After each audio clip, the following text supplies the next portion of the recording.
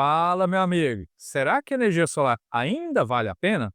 Você deve ter ouvido falar sobre a taxação do Sol e como ela pode afetar a sua conta de luz. Desde a aprovação da Lei 14.300 de 2022, a forma como os créditos de energia são compensados está mudando. E isso impacta diretamente quem já tem um sistema fotovoltaico ou quem está pensando em instalar na sua residência ou comércio. Hoje, eu vou te mostrar de maneira bem simples e clara como essa taxa do Sol funciona e quem é afetado por ela e o mais importante, se a energia solar ainda assim continua sendo um bom investimento para o seu bolso. Então, fica comigo até o final, pois eu vou compartilhar uma dica de ouro para auxiliar na sua tomada de decisão, mesmo com essas novas regras. Eu sou o Miguel Lino, especialista da Solar dos Palmares em sistemas conectados à rede, híbridos ou fora de rede, seja os sistemas on-grid, híbridos ou off-grid. Acompanho de perto todas essas mudanças do setor para garantir a você que tenha sempre as melhores informações. Então vamos para a tela do meu computador detalhar melhor sobre os termos da taxação e suas implicações. Bora lá? Então, vamos dar mais aqui a profundidade sobre o que é a taxação do Sol e o impacto dela no sistema solar nesse ano de 2025, 2026 e os próximos anos que virão. Para você entender de onde surgiu essa tal taxação, temos que retornar aqui à criação da Lei 14.300, que ela foi concebida lá em 2022 e através dela nós hoje temos segurança jurídica para podermos investir no sistema solar e saber quais são as regras do jogo. Então, essa é a nova realidade do nosso setor fotovoltaico.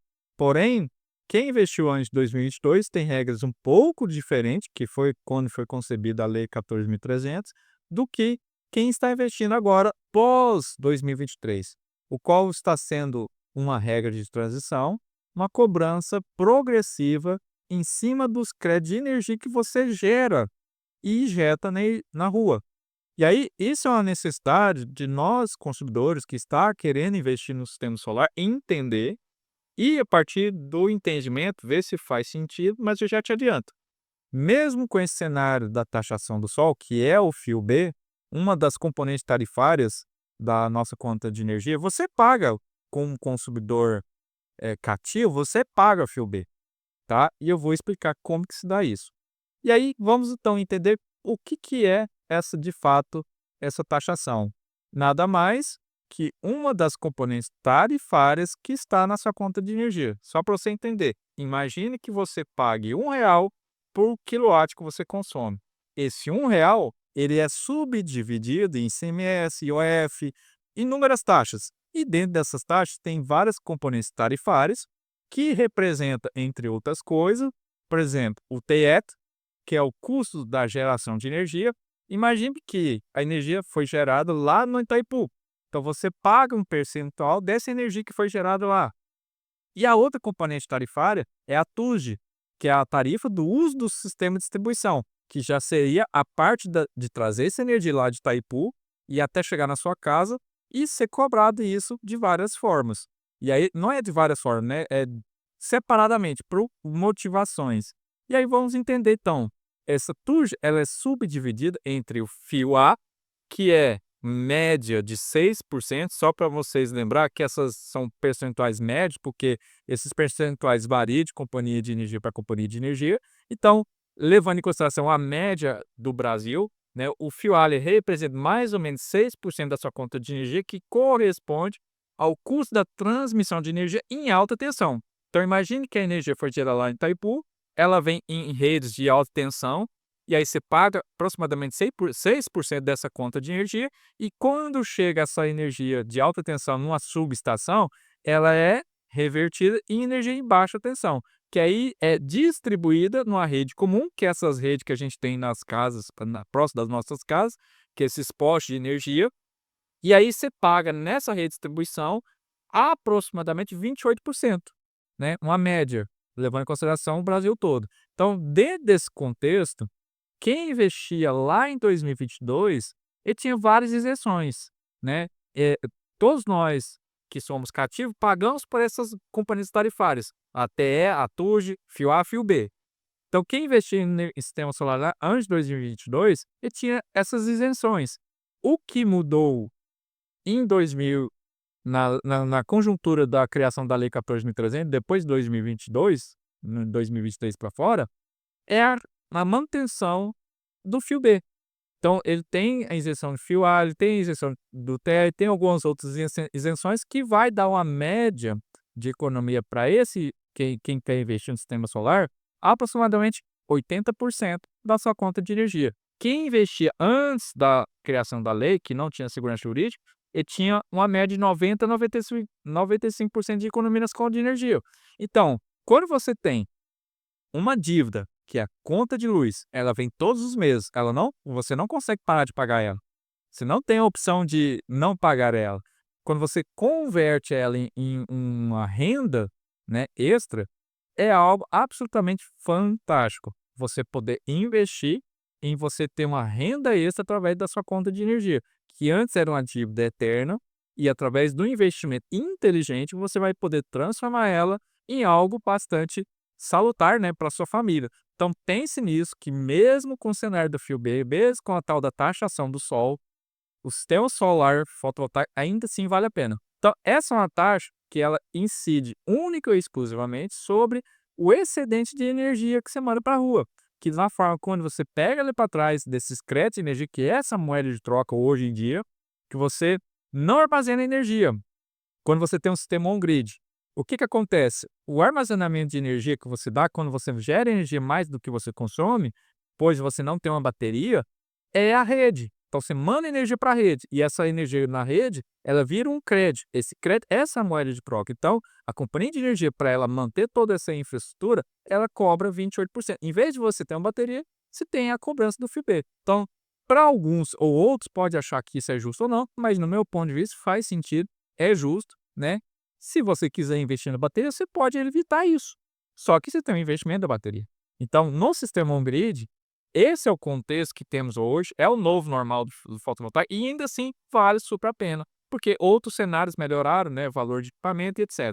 Então, qual que é o impacto disso, de fato, quando você tem esse custo do fio B? A redução do seu retorno sobre o seu investimento. Mas ainda assim, você tendo essa cobrança do fio B, e você poderia me perguntar, inviabiliza o investimento no setor fotovoltaico? Não, ainda assim vale super a pena, pois ele é utilizado para cobrar os custos da manutenção da rede e estamos numa regra de transição, foi concebida pela Lei 14.300, que vai se dar entre 2023 até 2029. Então vamos entender agora um pouco como que se dá essa regra de transição, e aí sim você vai entender o porquê desse fio B, ele tem valores variados conforme cada ano, sendo que quem investiu em 2023, todo mundo está no mesmo barco, então cada ano esse vai ter alguma pequena alteração, e você vai entender isso agora.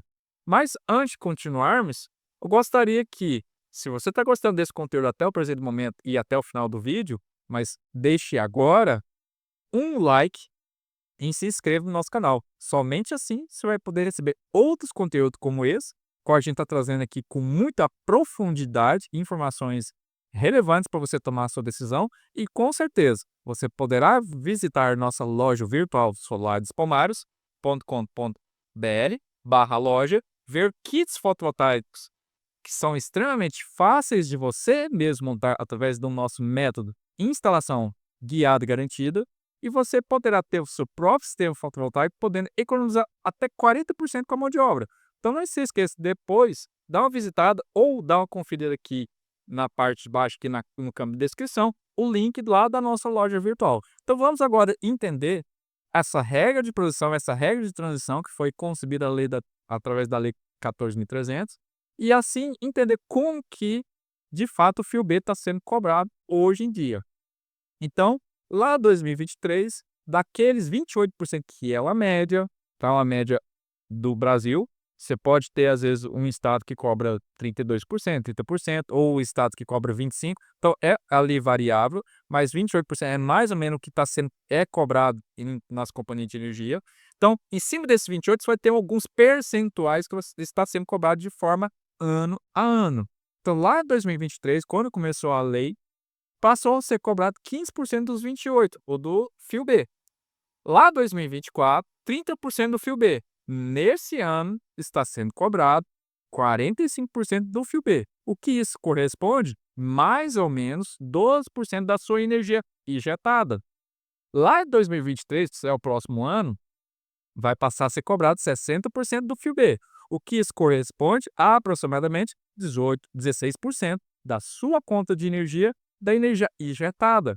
Assim como lá em 2027, 75%. Então, eu percebo que cada ano está aumentando 15%, né, do fio B, e que vai ter um certo impacto na cobrança da sua energia injetada. E em 2027 vai representar os 75% do fio B, aproximadamente 20% da sua conta de energia injetada. Assim como lá em 2028, 90% do fio B, que vai representar aproximadamente 24% da sua conta de energia da energia injetada. E aí, lá em 2029, estimamos que seja 100% do fio B. Por que estimamos, Miguel? Porque desses 28% que é o fio B, existe na lei uma condição que a ANEEL tem que fazer uma análise do nosso setor fotovoltaico, se ela está sendo mais benéfica ou trazendo prejuízos para o setor elétrico como um todo. E aí, através dessa análise, que a ANEEL ainda não apresentou, era para ter apresentado lá no meio do ano de 2024, então ela está atrasada. Então, a gente vai ter um entendimento se realmente vai ser esses 28%, que seria próximo os 100%, né? Ou talvez vai ter algum outro tipo de cobrança.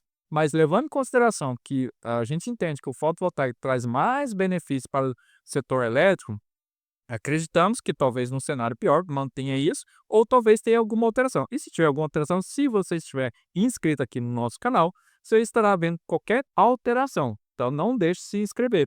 E aí, Miguel, esse é o contexto real que estamos hoje sendo cobrado para quem é 2025.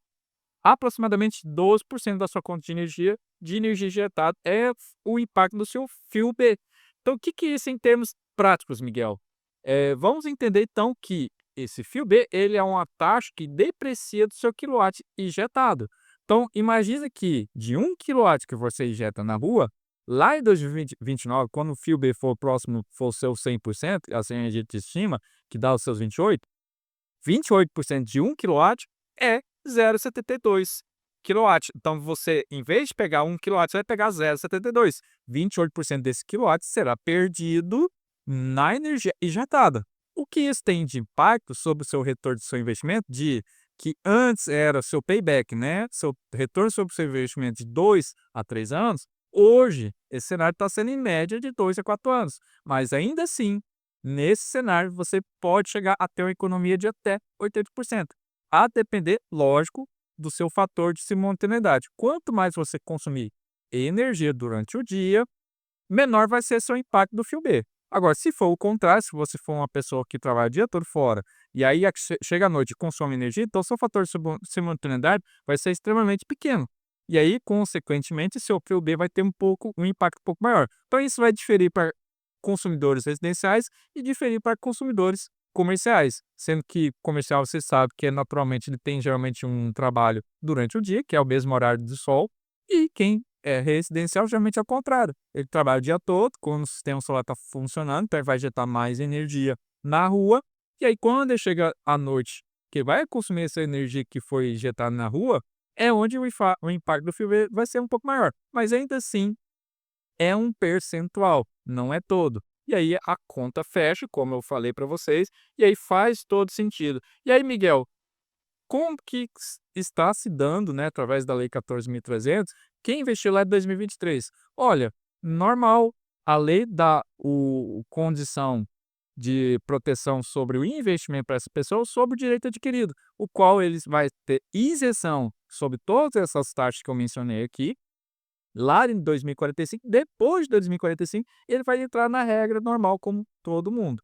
Então, para quem investiu antes de 2023, antes do advento da lei, ele está protegido, mantendo seus benefícios e tendo a isenção. E aí, o custo da disponibilidade é a única taxa que serve para todos. Então, quem investiu antes de 2023, ele tem que pagar custo de disponibilidade, que esse custo de disponibilidade é baseado no seu tipo de rede, se é monofásico bifásico com trifásico, tem um custo. E para quem investiu depois de 2023, além do custo de disponibilidade, ele tem que pagar também o fio B. Então, por isso que o seu payback, o retorno sobre o seu investimento, é um pouco maior nesse cenário para quem investiu depois de 2023. E nessa regra de transição, todo mundo se enquadra nela, tá? Então, 2026, todo mundo que investiu depois de 2023, em 2026, vai ter o custo de 60% do fio B. Então, isso é natural, é o nosso novo normal. E ainda vocês podem estar me perguntando, Miguel, vale a pena então investir em energia solar mesmo com esse cenário? Olha, vamos fazer aqui uma pergunta e você me responde. Você prefere continuar pagando 100% da sua conta de luz para a companhia de energia ou você prefere colocar 80% no seu bolso todos os meses, levando conforto para sua família sem se preocupar com esses aumentos, essas flutuações, bandeira tarifária, né, esses aumentos que é mais do que a inflação historicamente, né, quando tem um aumento na conta de energia, e ainda assim você transformando a sua despesa vitalícia em uma renda extra, que é exatamente isso que vai acontecer.